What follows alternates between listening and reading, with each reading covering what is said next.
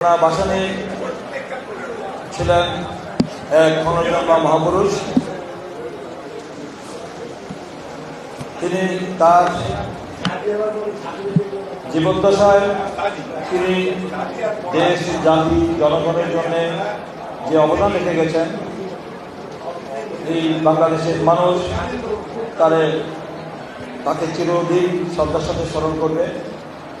প্রিয় বন্ধুরা, মৌলানা ভাসানীকে যারা বাংলাদেশের শিল্প ইতিহাস জানতে হলে মৌলানা ভাসানীকে জানতে হবে, তাকে চিনতে হবে।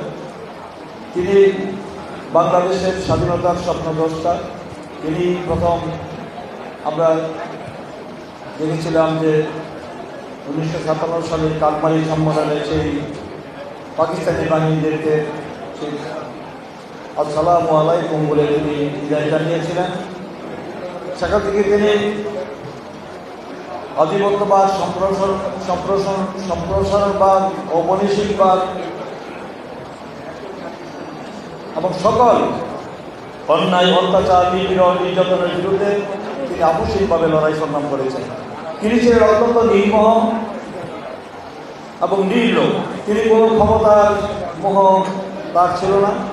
তিনি নিঃস্বার্থভাবে এই দেশের কৃষক, শ্রমিক, মেহনতি মানুষ, নিপীড়িত, নির্যাতিত মানুষের পক্ষে তিনি লড়াই করেছেন, সংগ্রাম করেছেন, কথা বলেছেন।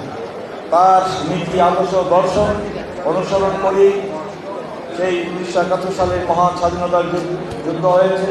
এই যুদ্ধে আমার শহীদ রাষ্ট্রপতি জিয়াউর রহমান তিনি স্বাধীনতার ঘোষণা দিয়ে তিনি দেশ স্বাধীন করেছেন। তার সেই আদর্শে অনুপ্রাণিত হয়ে জিয়াউর রহমানকে তিনি আশীর্বাদ করেছেন এবং তার আদর্শে অনুপ্রাণিত হয়ে শহীদ রাষ্ট্রপতি জিয়াউর রহমান দেশ পরিচালনা করে সফলতা অর্জন করেছিলেন। প্রিয় বন্ধুরা, তাই আজকে এই প্রেক্ষাপটে তাকে আমরা গভীর শ্রদ্ধার সাথে স্মরণ করি। তার